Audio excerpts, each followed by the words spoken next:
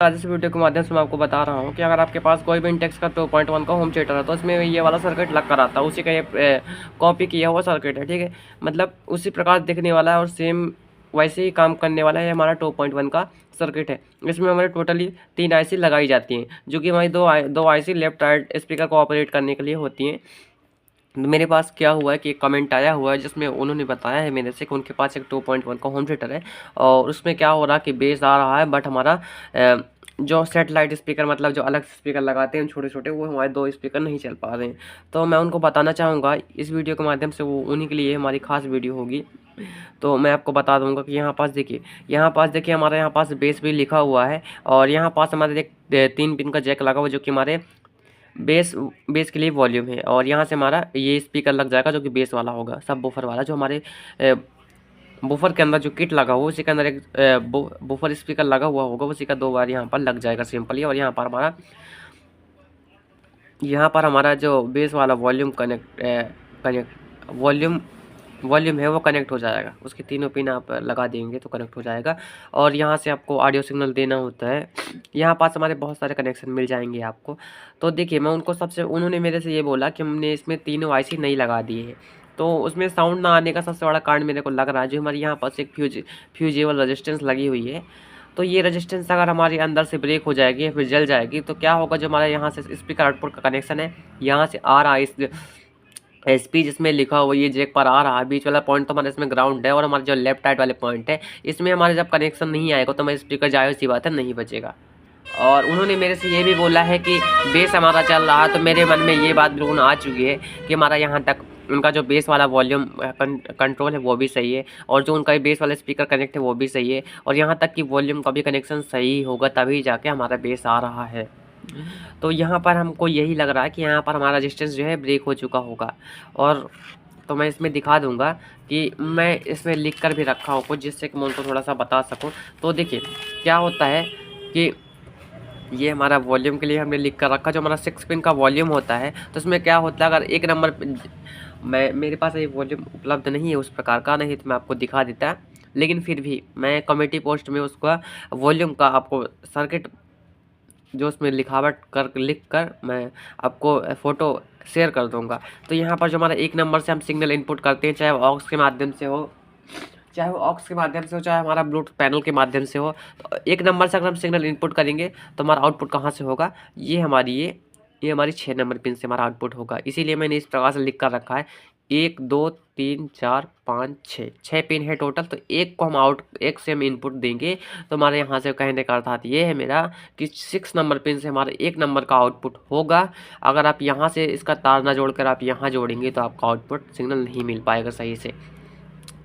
एक से इन देंगे तो हमारा यहाँ से 6 नंबर से इन आउट होगा और यहाँ पर हम 2 नंबर को इनपुट सिग्नल देंगे तो यहीं पर हमारा 2 नंबर को इनपुट देने पर हमारा 3 नंबर पिन से हमारा आउटपुट मिल जाएगा। तो यहाँ पर हमारा 2 नंबर का ये 2 को दिया हमने, 3 से आउटपुट ले लिया। तो हमारा 2 का कहने का अर्थ आता है 2 नंबर पर आप जब सिग्नल देंगे तो हमारा 3 नंबर से हमारा सिग्नल वही आउट करेगा सिंपली। और जो हमारा देखिए क्या होता है, ग्राउंड तो सभी पर एक ही मिला दिया जाता है, इसलिए देखिए 2 नंबर का ग्राउंड और 1 नंबर का ग्राउंड, ये 2 ग्राउंड है तो आप इनको आपस में सटा हुआ रहता ही है, क्योंकि मैंने सर्किट में काफ़ी सारा देखा हुआ है। और मैं इसमें माफ़ी चाहूँगा कि प्रैक्टिकली वीडियो नहीं बना पा रहा हूँ, लेकिन मैं उनको समझाने की पूरी कोशिश कर रहा हूँ। तो यहाँ पर हम कहने क्या हुआ है तो आपको ये चीज़ देख लेना होगा, जो आपका ये हमारा सर्किट है तो क्या इसी प्रकार से आईसी लगा हुआ है। अगर इसी प्रकार से आईसी लगा हुआ है तो इसमें हमारा यहाँ पर आईसी नंबर हो जाएगा। इसमें मैं आपको दिखा देता हूँ कि जो हमारे यहाँ पर 2030 TDA 2030 करके आईसी लगा हुआ होगा। तो जैसे आप गूगल पर इसका 2030 पर TDA डाटा सेट सर्च करेंगे तो वहाँ पर आपका डाटा सेट मिल जाएगा। यहाँ पर हमारी 1 नंबर पिन नॉन इन्वर्टिंग होती है, 2 नंबर पिन हमारी इन्वर्टिंग इनपुट सिग्नल, मतलब हमारे जो ऑडियो सिग्नल देते हैं ये होती है। और यहाँ पर हमारे 3 नंबर की जो पिन है, जो हमारी यहाँ पर 3 नंबर की पिन है, यहाँ से हमारा माइनस सप्लाई को दिया जाता है। यहाँ से हम 4 नंबर पिन से हम इसकी तरह आउटपुट कनेक्शन ले लेते हैं और यहाँ पर हमारी जो 5 नंबर की पिन हो जाती है यहाँ पर हम पॉजिटिव सप्लाई देते हैं इसको, तो हमारी 2 सप्लाई पर ये रनिंग करती है। तो यहाँ पर मैं आपको बता दूंगा कि जो हमारे यहाँ से देखिए 4 नंबर पिन है, ये हमारे स्पीकर का आउटपुट पिन है। तो अगर आपके किट में इसी प्रकार का आईसी लगा हुआ है तो मैं आपको जो बता रहा हूँ प्रोसेस, आपको ये प्रोसेस फॉलो करना होगा।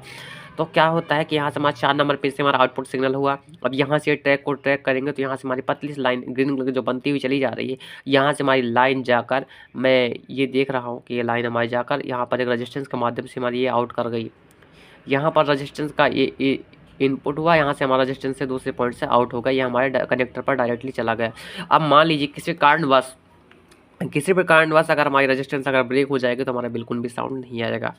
फर्स्ट कंडीशन, किसी भी प्रकार से साउंड नहीं आएगा। अगर दोनों आईसी का रेजिस्टेंस ओपन हो जाए तो हमारा साउंड नहीं आएगा। दोनों आईसी देखिए ऐसा ही तो है।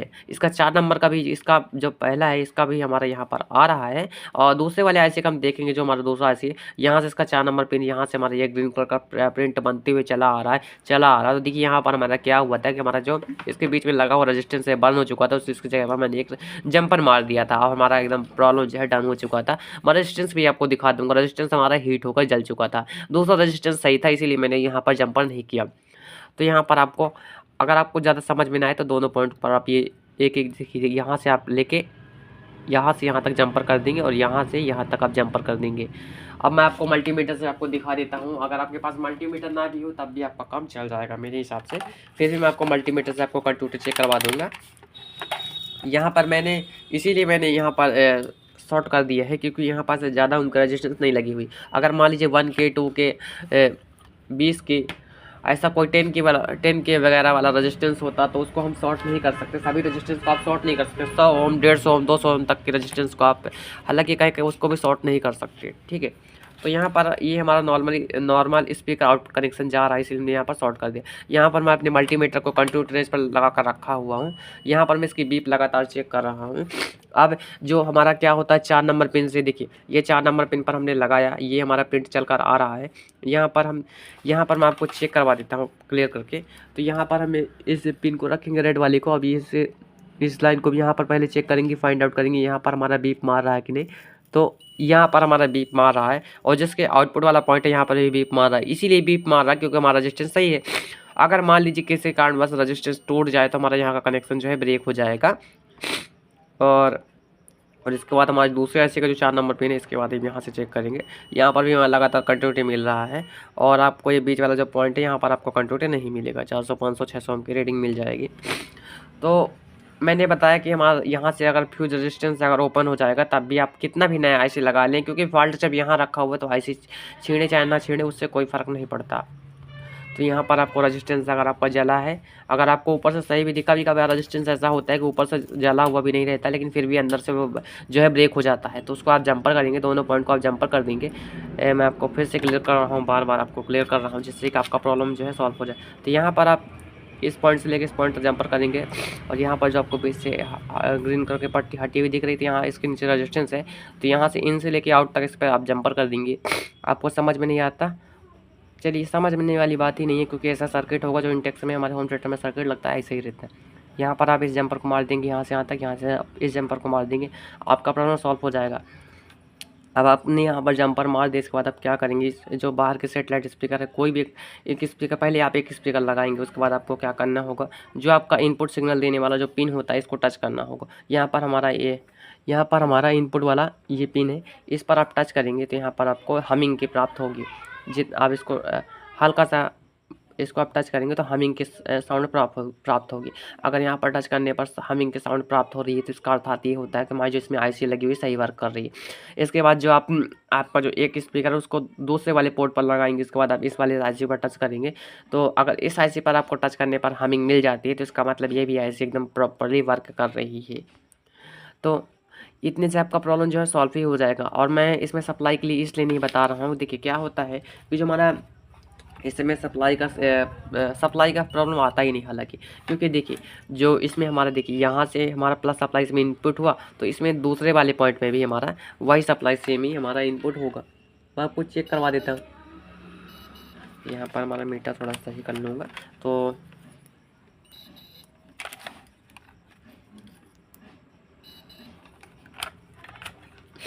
और हमारा जो क्या होता है कि हमारा इसमें सप्लाई एक ही सप्लाई वाली जो पिन है सभी एक साथ कंटिन्यूटी बताएंगी, इसीलिए हमारा सप्लाई का लफड़ा कहीं बनता ही नहीं। अब देखिए यहाँ पर हमारा पॉजिटिव मिलना चाहिए सभी आईसी पर, तो यहाँ पर हमारा सभी बार पॉजिटिव मिलेगा। अर्थात ये है कि अगर हमारा एक भी आईसी ख़राब हो जाए तो हमारा होम थिएटर इसीलिए पूरा ही बंद हो जाता है, काम करना छोड़ देता है। या फिर आईसी अंदर से टूट ब्लास्ट होकर ओपन हो जाए तो हमारा होम थिएटर काम करता रहता है। सिर्फ वही सेक्शन हमारा काम नहीं करता जिसमें हमारा आईसी फट चुका है बस। तो इसमें आप टच करके ये तो पता कर सकते हैं साउंड की आईसी सही है कि नहीं।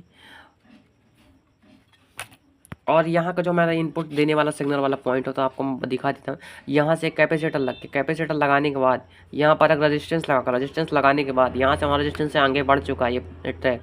यहाँ पर भी आप टच करेंगे तो आपको हमिंग की साउंड प्राप्त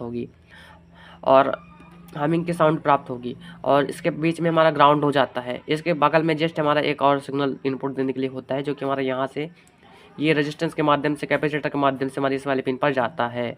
तो मैंने बताया कि दोनों लेफ्ट राइट सिग्नल यहाँ से आप दे सकते हैं। और जो हमारा यहाँ वाला पॉइंट है एक पहले शुरुआती पॉइंट हमारा यहाँ से 5 वोल्ट यहाँ पर जाता है, जो कि हमारा यहाँ पर एक 7805 का रेगुलेटर लगाकर यहाँ से एक जंपर के माध्यम से हमारी सप्लाई यहाँ पर पहली पिन पर हमारी प्रेजेंट हो जाती है।